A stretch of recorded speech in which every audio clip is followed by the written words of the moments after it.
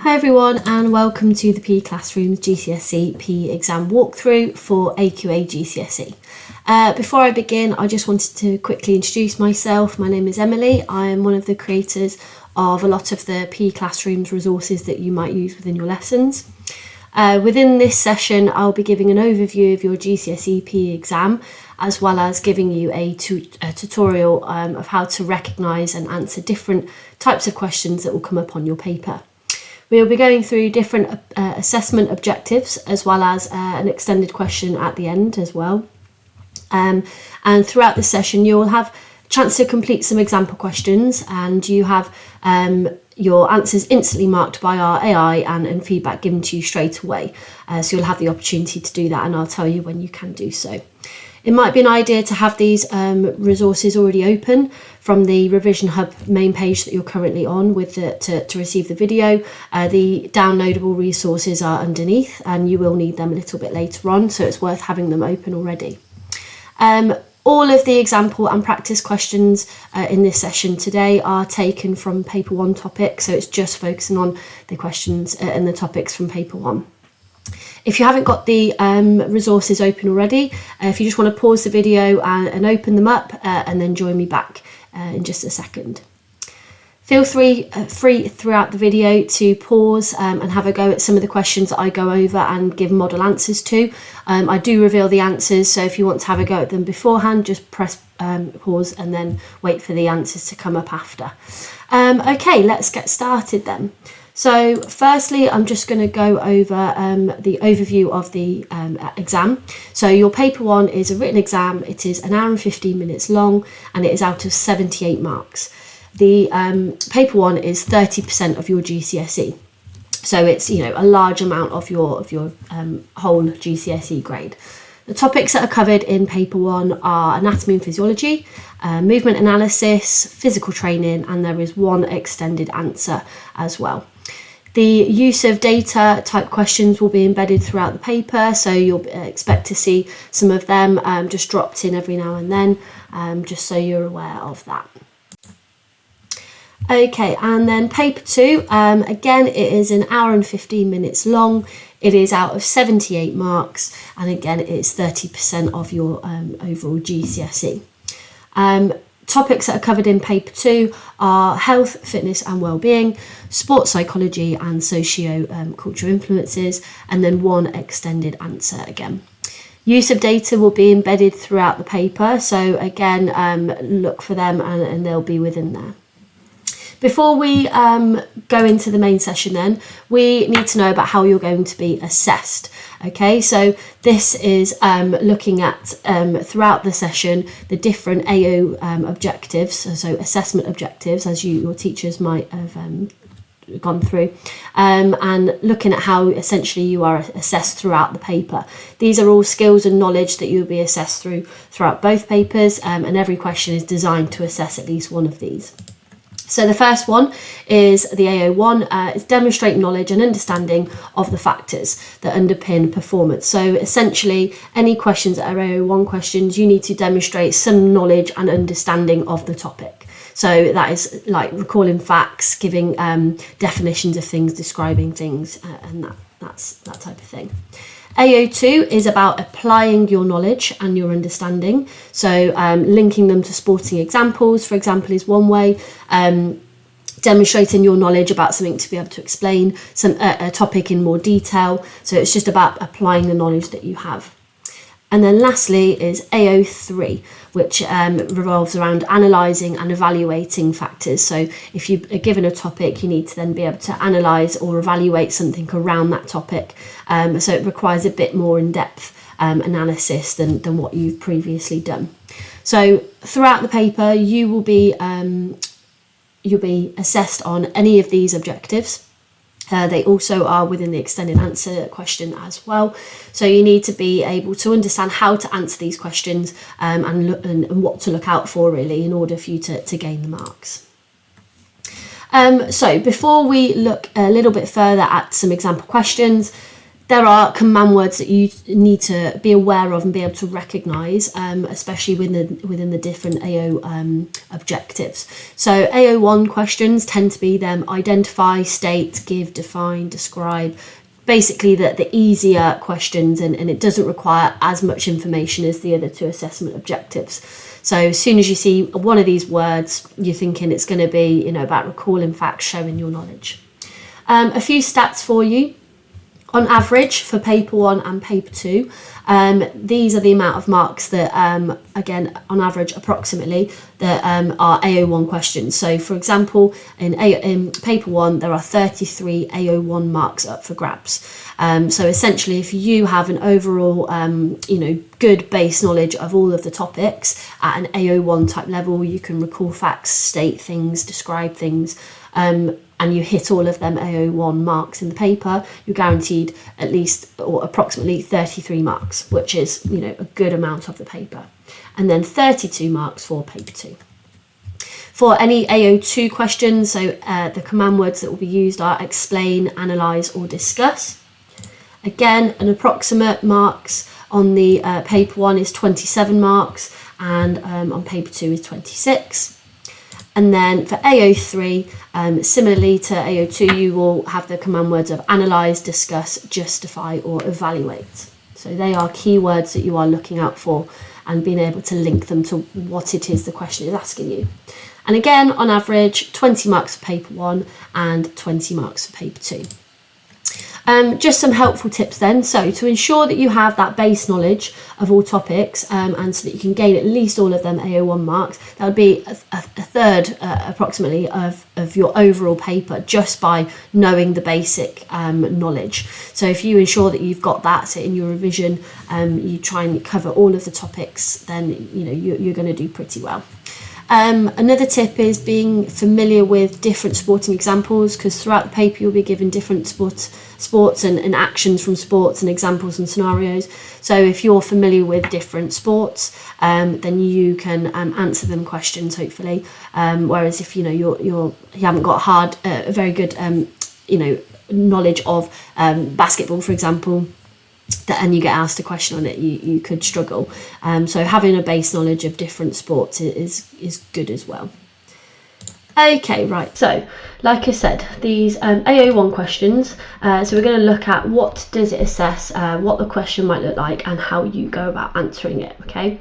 So to hit those AO1 questions and get them marks, you need to be recalling facts, using terms, key definitions, thinking about key concepts, all of them kind of just base knowledge, being able to recall information that you've learned basically, and demonstrate that knowledge of that topic.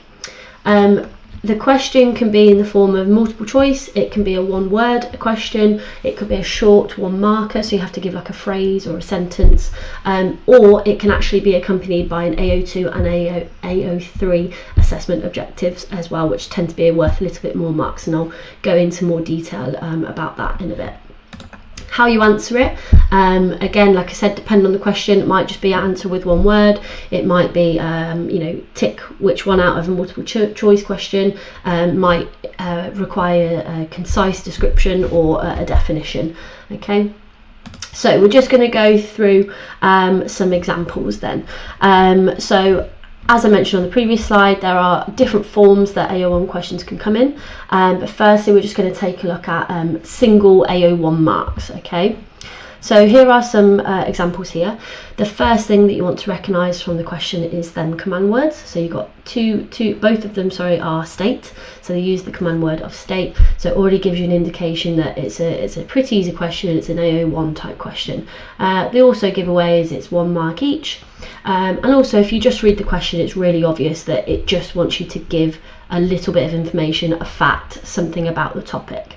Okay, so here you've got then state, so keep it short and to the point basically, that's what state means. And it's asking you, reason why the skeletal muscles are classified as a voluntary muscle. Okay, oh, sorry, I keep flicking between. So what you need to do is demonstrate the knowledge of the voluntary muscles. Okay, so again, really basic information. So an answer that you could use is just it's conscious control. It's something that that you have control over, whether you move it or not. That's what a voluntary muscle is, because if I wanted to move my arm, I choose to. That's what I'm telling my brain to move it. So you're stating the fact. And similarly to this, state the name of the fitness that measures how quickly you can change direction. Again, you are just stating, you're demonstrating that knowledge of the component of fitness that's being described in that statement. So you'd have to identify what component of fitness it is and then name the test for it. And again, the answer, nice and simple, Illinois agility test. Okay, so yeah, nice and easy, and that's just worth 1 mark. Okay, this type of question is still AO1, but as you can see at the top here, it is multiple AO1 marks. So for example, I'm just going to highlight right before reading it, you've got 2 marks here, 2 marks here, and 2 marks down here. So already you kind of have to read the question, realise how many marks it's worth, so you know how many points you need to make. But again, that state command word comes up, and you've got the describe command word down here. So you just need to be able to recognise it. That's quite basic level again, so you're already thinking an AO1 mark. Again, keeping it simple, recalling facts. So you've got here, state the name of the labelled muscles in this picture here, and state the function of the labelled muscles, and both are worth 2 marks. You'll be familiar with this as a table, I'm sure, if you've done lots of practice questions before. So you've just simply got to identify the muscles and demonstrate your knowledge of the functions, okay? And there are the answers there. Similarly to the hinge joint question, again, demonstrate that knowledge of the hinge joint, and that's just nice and easy. And then yeah, so you can say it allows flexion and extension, and the angle at the joint increases or decreases. So you're just showing some knowledge of what a range of movement a hinge joint has. Sorry. Okay. So that is multiple marks, but they're still AO1 questions. Okay, so it's not asking you for anything more, it's not asking you to explain or anything like that. Then you've got them AO1 marks that I talked about that might be integrated into questions that have an AO2 and an AO3 response.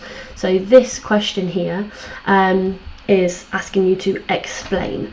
So already, if you know your command words, you know that explain means a little bit of something else. It means you've got to go into more depth, you've got to explain something, provide more detail. Okay, so here, explain using an example why involuntary muscles are important during sport and physical activity, and it's worth 3 marks. So already we know we're going to have to go into a little bit more detail, and so here's the kind of breakdown is what you're looking for. So you need to show that knowledge of involuntary muscles. So what is it, which we obviously discussed in a previous question, and it's, you need to be able to recognise, to answer the rest of this question, you need to be able to recognise what involuntary muscles are. So being able to say what that is definitely the starting point. Then it says using an example, so you would have to give an example of an involuntary muscle, which is your AO2, which we'll go on to a little bit later, but AO2 is generally applying a sporting example. And then it's actually asking you to, because it's asking you to explain why they are important, you need to obviously then go into further detail and justify why this is important for that performer. So an answer might look a little bit like this. So involuntary muscles work automatically with specific instructions from the player. So obviously they're talking about a sporting example here, but they're specifically talking about what involuntary muscles are. That's their AO1 mark. E.g. the involuntary muscle in the respiratory system, so that breathing in and out. We do that as every single day without even thinking about it and giving our brain that command. They've given the example. This allows increased airflow or flow of oxygen into the lungs. So they've gone into that a little bit more detail. So if you aren't too sure about the AO2, the AO3 types of questions, or that word explain confuses you, or you're not really sure how to answer it, if you could recognise that actually I might just have to give a little bit of knowledge of what involuntary muscles are, then do that and you've already gained 1 extra mark. Okay, rather than just going, oh, I don't know how to answer it. Don't let the explain and the word waffle confuse you, really, because yeah, you don't want that. Okay. So if you would just like to pause your video, if you have a go at the AO1 mark questions that are supplied for you on your Revision Hub homepage, so if you just go back to where you're looking at the video and just scroll down a little bit further, and you'll see some download buttons. You can have a go at them questions. They're all AO1. They're a mixture of single AO1 questions, multiple AO1 questions, so worth 2-3 marks, or they might be some questions that have got just them little extra AO2, AO3 points in, but still you might just be able to get them AO1 points. So if you just pause the video now, you can have a go at them. The AI will mark it for you, so you'll get instant feedback, and then when you're ready you can come back to this video. Okay, so at this point I'm assuming you are coming back to me after doing the AO1 questions. So now we are going to look at AO2 questions. So these are where we get a bit more specific. You have to apply your knowledge to sporting examples, or apply knowledge that you know of certain topics. So as it says there, you want to use relevant examples to show your understanding of how the concepts work.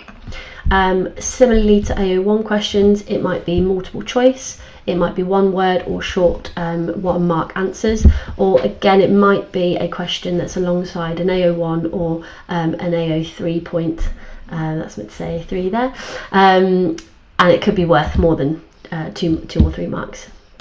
How you answer it, you want to consider the amount of points that you need to make. So is it just 1 mark, is it 2 or 3 marks? Does it ask you to specifically relate it to a sporting example? And you might need to consider whether you need to demonstrate some knowledge first. So going back to that, if it's alongside an AO1 mark, you might need to add a little bit more before you hit that AO2 assessment objective. So here are some examples then. So both of them, again, we're going to stick with, they're both 1 mark available, but they are AO2 type questions. So you can see here that the command words we've got is give, and this one doesn't quite have a command word. This is a multiple choice question, so generally they tend to say which one of the following or something along them lines. So they do use, especially this give, they do use similar command words to AO1 type questions. But the clue is it's saying give 1 example of a games player working. So it's asking for a sporting example. So straight away you should be able to recognise that's an AO2 mark that I should be getting, basically. So it's suggesting that you need to apply your knowledge of a games player, and essentially you're applying the knowledge of anaerobic fitness. So what type of player, or sport player, athlete works anaerobically.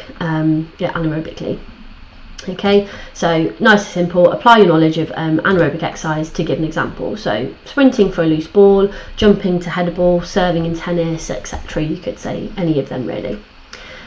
This next question, it's very obviously similar to a multiple choice, but again at this point we're trying to distinguish what's the difference between an AO1 that looks like this as a multiple choice or an AO2 question. So what makes this an AO2 is it requires you to apply your knowledge of muscles contracting. So it says which one of the following muscles contracts to bring about extension at the hip. So you've got to use your knowledge of muscles, so you're not just identifying muscles, you're identifying the ones that allow extension at the hip. Okay, and so you've got your answer there. Okay, so yeah, so AO2 questions but singular marks. Okay, the next one then is still AO2, but it is multiple AO2 marks. So I'm just going to point out here that they are both worth 2 marks. Okay, and I've just put in bold there the command words, so they're both explain. So these are requiring a bit more detail to this question. So straight away we can recognise that it's an AO2 question because it's asking you to explain. So both questions have given you a scenario. So for example, the first one, Chris has a resting heart rate of 50 beats per minute. Explain why Chris's heart rate is higher at the start of the race than is his resting heart rate.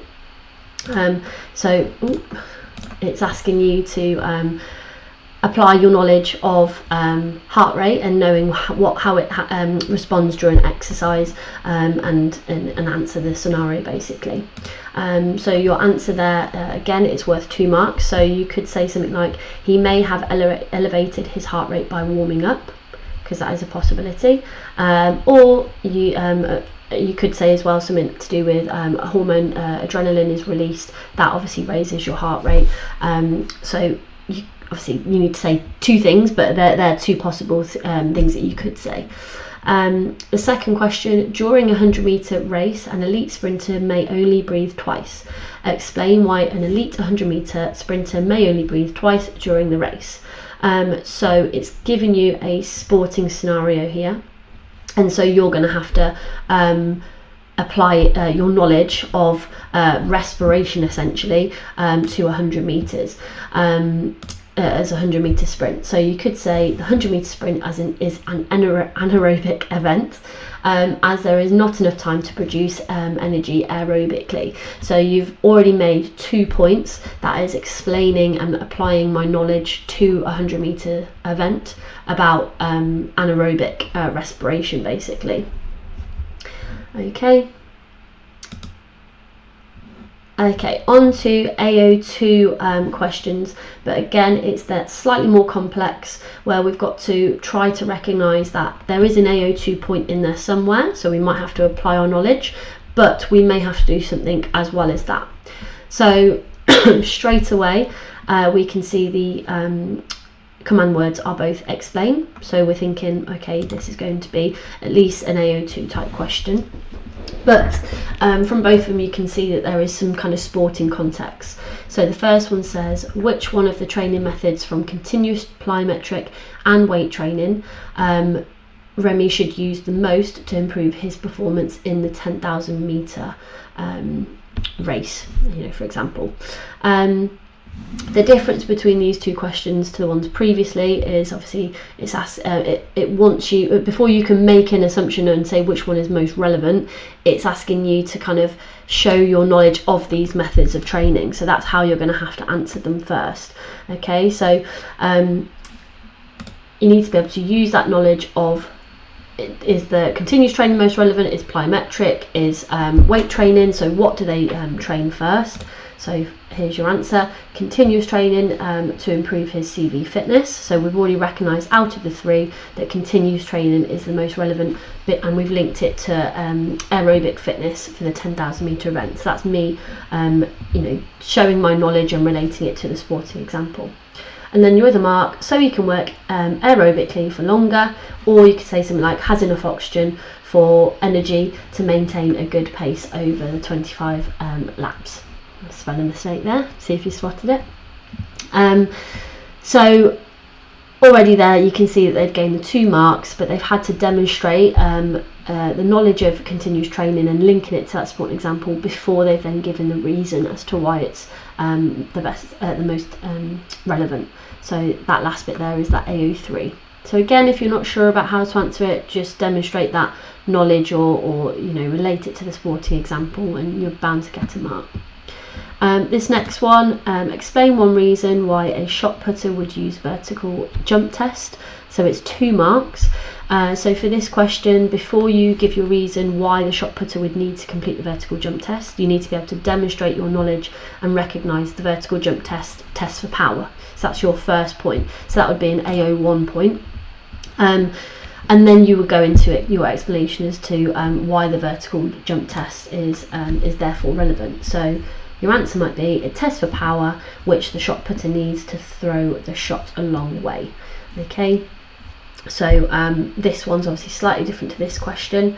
It's requiring an AO1 point before the AO2, you giving your reason. Okay.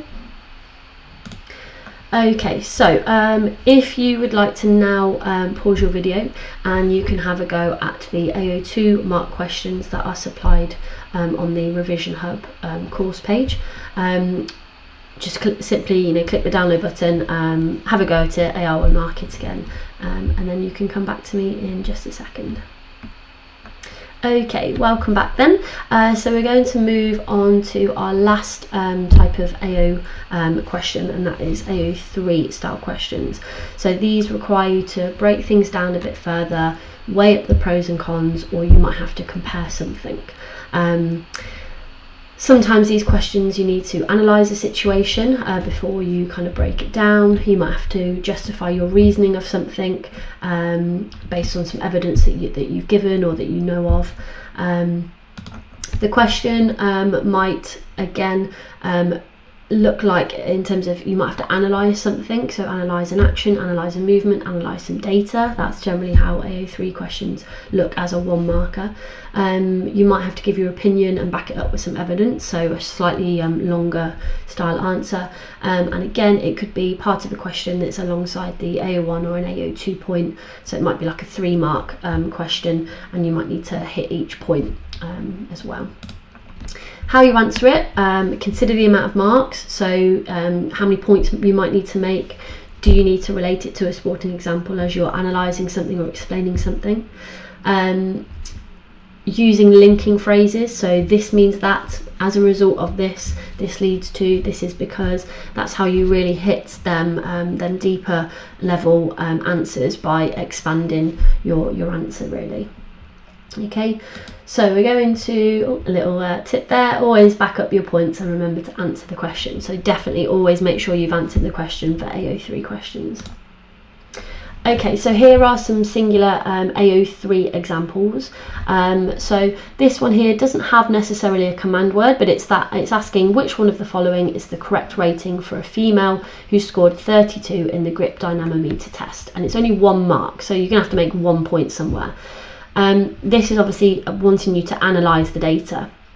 Okay, so for this question you need to obviously look at the data carefully. It's obviously asking about a female, so the first thing, don't make this mistake. A lot of people just jump to conclusions and just follow the first line. You need to look for the female row first, and then you need to look for 32 in it. Okay, so obviously 32 is in between 31 and 36, so therefore the answer is B, and it's good. Okay, you need to make sure that you're reading the question carefully for this one, and don't get your figures mixed up, so just double check. This question over here, it says state, so we recognise state as a command word as like a lower level, but because this is linked to analysing something, so the question says state the lever system used in the sporting action below. So you've got to essentially analyse the action that is happening in front of you, and link it to a lever system. So it's asking quite a bit more rather than just stating something. So it requires your knowledge of lever systems and to be able to apply that to sporting examples. So for this question it would be a 3rd class lever. Okay, so like I said, singular AO3 marks tend to be some kind of analyse an action, analyse some data. Okay, so maybe try to be able to recognise that when you're going through the paper. Okay, so moving on to multiple AO3 type questions. So already you can see that these questions are worth 2 marks and question 2 is worth 3 marks. The command words that we're recognising straight away is an AO3 type of command word, so analyse. So we already know that we've got to really look into that, and apply that more in-depth knowledge that we have to a sporting example. So analyse the plane and axis used to perform this movement. So we recognise that this is a cartwheel. And we need to obviously identify the action within the image before we then apply our knowledge of planes and axes. So essentially, as the athlete is doing a cartwheel, they are going around the frontal plane and the sagittal axis. So they are the 2 answers for the 2 marks that you need. So it's analysing as they're doing the cartwheel what plane and axis they are going round. And it's very similar to an AO1, a singular AO3 type mark, but it's just asking two things from you in one question, so that's why it's a multiple AO3 question. And same for analyse a lever system used in the sporting examples or sporting actions below. So you've got swinging the lower leg for a forward kick in rugby, heading a football, and going up on your toes as you serve the ball. Now you might think these are very specific actions, but obviously because you need to apply them to lever systems, you have to have really specific examples for that. So again, for this question, you're analysing the sporting actions that are taking place, and you're having to link them to the different lever systems. It doesn't require any connection between the answers. Just because it's 3 marks, they are purely singular marks, but just again within one question, which is why there's multiple AO3 marks available here. And because it asks you to analyse each individual one, you know that each individual one is worth 1 mark. Okay, so again, if you're having a little go at this before I reveal the answers, there's your answers there. So they are the multiple AO3 questions that tend to come up. Generally, it's some kind of analysis question. Okay, on to the slightly more difficult AO3 types of questions, and so this is where you might get AO3 AO3 marks within multiple assessment objectives. So it might be linked with AO1, it might be linked with AO2, but so you've obviously got to do a little bit more to get the marks on this question. So these are obviously the harder questions because you have to demonstrate multiple skills. The command words within these questions suggest that they require you to do more than just demonstrate your knowledge of something. So this first question here says, justify using the ratings in the table which athlete would most likely be chosen to run the 3,000 metre race. So firstly, it requires you to analyse the data in the table to suggest one of the athletes, so either athlete 1, 2 or 3, that would be most suitable to run a 3,000 metre race. So because you're analysing some data, that is your AO3 mark. It is then asking you to justify why you think this. So essentially you're being asked to link the 12-minute Cooper test result to what 3,000 metre runner would need, and that is obviously aerobic endurance. So essentially linking the Cooper test for aerobic endurance, and knowing that aerobic endurance you need for a 3,000 metre race. So applying that knowledge basically. For the last mark, you would need to further justify the need for aerobic endurance for this athlete. So essentially, why does a 3,000 metre athlete need to have a good Cooper run test results? So your answer would be athlete 2. So if you look at the data, you're looking down here, which athlete would be obviously the best person. Because we know that we're looking for aerobic endurance, we would see that excellent is the top rating basically. So athlete 2, as they have the highest excellent rating for aerobic endurance, so we're justifying why we think this. And then which they would need to delay fatigue or work aerobically, obviously linking that to the 3,000 metre race. So that would be really linking it to a sporting example, which would be our AO2 question. Next question then, explain one benefit, a long-term training effect on the cardiovascular system for a long distance runner. So this is worth 3 marks. So slightly different in terms of how you answer the question. So it's worth 3 marks, so you know you need to roughly make 3 points. So firstly, you would need to demonstrate your knowledge of a long-term effect on the cardiovascular system. I keep doing that. Then you would need to explain the effect and how this benefits the long distance runner, and then you would need to give an explanation of how this then benefits the runner during a race. Okay, so they are your 3 marks. So this one's quite a nice question because it's got an AO1 point, an AO2 point and an AO3 point. Okay, So you could say something like an increased resting stroke volume, so that's you demonstrating your knowledge of a long-term effect of the cardiovascular system. Remember, you wouldn't get a mark if you relate it to the respiratory system or the skeletal system, you just wouldn't get a mark.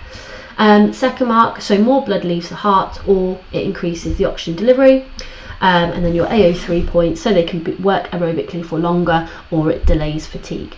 So yeah, a lot more to that answer. Like I said before, if you struggle with higher mark answers or you're unsure of how to answer a particular question on this type of question, you might just pick up 1 or 2 marks just by demonstrating your knowledge of the long-term effect on the cardiovascular system, or just being able to explain and link it to that sporting performer. Okay, so again, it's now your time to have a go at the AO3 questions just below the video. If you click download, you'll be able to answer the AO3 questions. Again, they are a mixture of singular AO3 questions, multiple AO3 questions, or AO3 questions linked within AO1 and AO2. Okay, so if you pause this video now, and then you can come back to it. Okay, so now we're going to look at the extended answer question.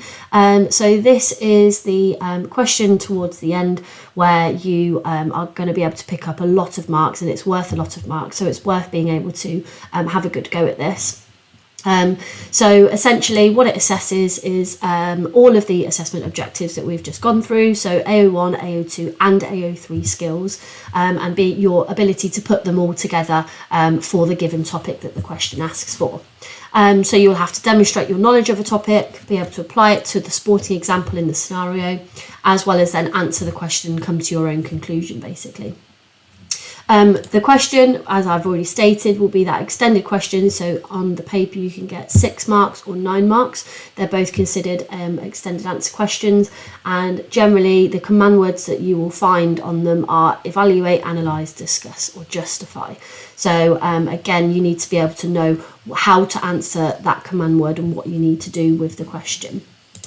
In terms of how you answer it, I'm going to go through in a second, but my key tips are, underlining key information from the question is always going to help because it helps break up the question a little bit and to understand it. Giving a brief introduction and a conclusion to summarise your findings, potentially splitting and structuring your answer as well. And then also, giving a brief little plan is going to make sure that you can make a point for each of the AOs so that you're going to hit them marks that are needed. Okay. Before we do, then these are some kind of key terms that you can use when answering your question. So if you get an evaluate question, that is a type of question that asks you to look at both sides of the argument. So some keywords that you can talk about, some strengths and weaknesses, advantages and disadvantages. Using any of these connective words is going to give you a good base to start your paragraphs. If you get an analyse question, you need to break down your points and explain it a little bit further. So whatever the topic is, break it down into chunks and be able to explain each point. Again, these are some of the connective words that you can use. For a justify question, you need to be able to give evidence to support your answer. So if you are saying this is something that I think and I think that, this because, you need to be able to justify that. And again, using these connective words will help you to do that. If you want to use these when it comes to having a go at the extended question a little bit later on, then feel free. Okay, so here is the extended question that I'm going to give you then. This is just an example and we'll go through the answer. So Mason is a sprinter. The image shows him waiting at the start of a race. Sprinters require high levels of power, speed and reaction time to perform well. Mason trains regularly using interval, plyometric and continuous training. Evaluate the importance of these 3 methods of training in improving Mason's performance in sprinting. And this is a 9-mark answer. It's worth noting that for 9 marks, this is the breakdown of the AO question. So 2 marks for AO1, 2 marks for AO2 and 5 marks for AO3. So we know that the evaluating part of the question, when we evaluate it in our answer, we're going to need to provide quite a few points to make sure we're hitting them 5 marks. The first thing that I would be doing then when it comes to getting a 6 or a 9 mark question is highlighting some of the key points on it. So for example here, we know that obviously Mason is a sprinter. So already we know what sport we're going to have to relate to. It's given us some information about needing high levels of power, speed and reaction time. So that might be key information. He regularly uses interval, plyometric and continuous training. Okay, and then again, the command word that is asked of us is evaluate, and it is asking us to evaluate the importance of the 3 methods of training in order for him to improve his performance. So we know that the interval, plyometric and continuous training are the 3 methods of training that we're going to have to talk about in our answer. And we know that obviously these components of fitness here relate to some of these methods of training as well. So essentially it's asking us which of the components of the methods of training, are important for Mason in order to him to improve his performance. So we know that that's essentially what we've got to do. Okay, so like I said, making a plan is one of the the main things I think is really important for an extended answer question. Yes, it might take up a little bit of time out of your time while doing the paper, but it'll be worth it because it means that you'll be hitting each AO point that you need to, and you're kind of not waffling and trying to cram stuff in last minute, and it gives you a really good structure. So the first thing that I'd be doing then is writing down some of my AO1 points. So this is where you need to demonstrate your knowledge, okay? So all of a sudden we know that we need to talk about interval, plyometric and continuous training. So I'll be giving some knowledge on them, whether it's a description, whether it's some examples, whether it is just defining what it is, just literally giving some information about them. That's the first thing that I should be doing. That would then guarantee us at least 2 marks on the paper. One thing that to point out then, if you have the option to, you can decide to structure your answer in 2 different ways. Now the plan is going to be option 1 structure, and then when I reveal the answer later, that will be following option 2. So you can see how to both do it. So by putting all of my AO1 points together, I'm following the option 1, which is to cover all of my AO1 points, then my AO2 points, and then my AO3. Whereas option 2 is I make a point, AO1 point, followed by an AO2 point, followed by an AO3 point, and that's 1 paragraph done, and then I would repeat the same for my other points that I'm making. My AO2 points then will be linking it to sprinting in some way. So I need to be able to say how interval training will help improve speed, relating it to speed, but also Mason's sprinting performance. So how are the 2 connected?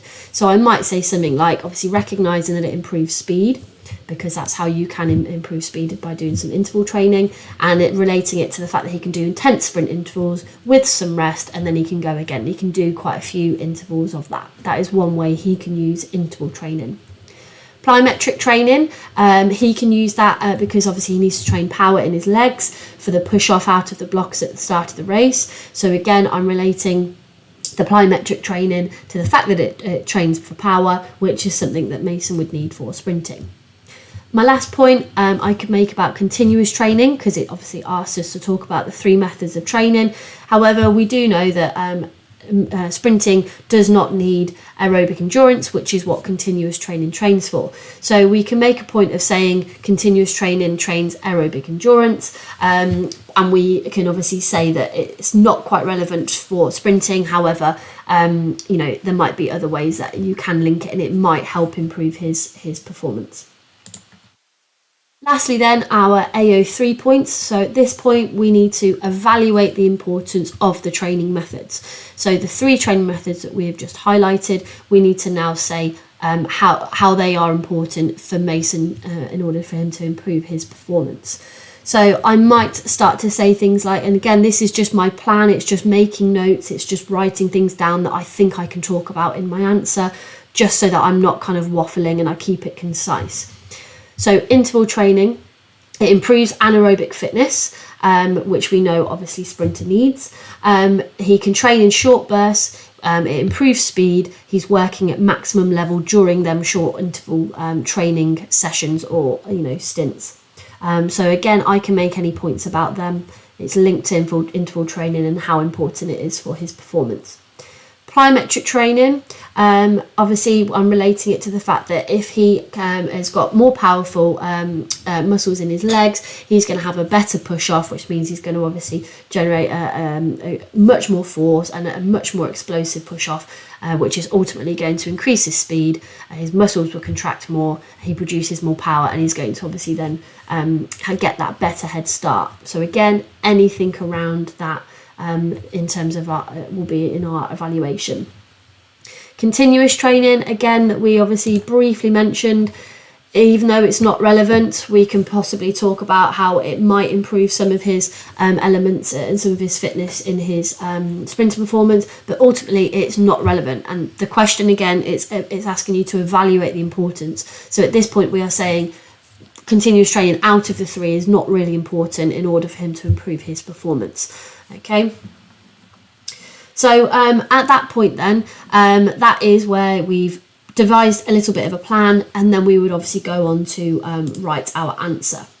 And obviously you want to draw a conclusion as well. Sorry, I forgot about that. Draw your conclusion to say obviously the interval and plyometric are the most important, and obviously again just say why you think that.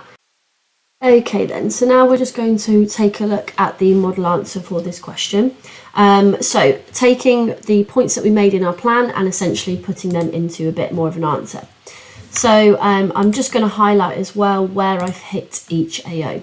So in my answer here, I've said interval training is repeated sets of work followed by rest and recovery. That's my AO 1 point. In training, Mason would use short but intense work periods followed by recovery periods before sprinting again to improve his speed. That is my AO 2 point. So I've applied it to the sprinting scenario and why he would need it. This is essential so he can improve his anaerobic fitness, as training in short intervals will allow him to recover, time to recover before going again and working at maximal effort. It's also mimicking the explosive bursts of effort needed in a race, and it will increase his speed. So I've made several points there evaluating the importance of interval as a training method. My next paragraph then, so I've done my first paragraph, I will move on to my next one. Plyometric training involves leaping and bounding or box jumping. Mason would use this to develop power in his legs, which he requires to accelerate or push out of the blocks. These are crucial for increasing power in the legs, which is vital for an explosive start and faster sprinting. Plyometrics improves the stretch-shorten cycle of muscles, allowing Mason to push off the blocks more forcefully. So it's again saying why or how plyometric training is important to Mason as a sprinter. So I made my AO 1 point, my AO 2 point, my AO 3 point. My last point then is about continuous training. So continuous training involves non-stop running at submaximum level pace. This would improve his aerobic endurance rather than the reaction time or speed which Mason needs to go on the start of the gun. So I've made a point in, because on all the other paragraphs I've linked the method of training to a component fitness, and as the question stated about him needing good reaction time, I've linked to say that continuous training, it does train aerobic endurance, and it doesn't train reaction time, which is something that he does need for the race. It is less specific to sprinting as it focuses on endurance. However, it may still support Mason's recovery between sprint intervals in training or races, helping him to maintain his overall fitness and reduce fatigue during repetitive sprints. So I've kind of tried to link it back to say it might have some value, but ultimately it doesn't really train much that is relevant for him. And then my conclusion towards the end, while all three methods have some benefit, interval and plyometric training are the most important for Mason due to their direct relevance to anaerobic and explosive demands of sprinting. So I've made my point in my conclusion of what I think is actually out of the three the most important methods of training. Now, like I said, this model answer here follows the second option of how to structure an answer. So where I've made my AO1 point, followed by my AO2 point, followed by my AO3 point, all in one paragraph. Whereas the plan kind of gave you a bit of an idea of make all of your AO1 points, then repeat for AO2 and AO3. So there is the model answer. That is how I would be looking to answer to ensure that I get all of my marks. You'll notice obviously where it said about the AO3 being worth 5 marks, it just means that you need to make more of a point for your AO3 points. So really, again, answering the question, whatever it might be asking. So this one is saying evaluate the importance. So make a couple more points just so that you're getting that more in-depth evaluation that it's asking for. You can now go away and have a go at the AO3 questions that are provided for you. There are actually 2 questions. You can have a go at both. You can have a go at one of them. It's completely up to you. And then obviously the AI will mark it for you. Feel free to go back to them and have another go to try and improve your score. So if you want to just pause the video and then you can come back.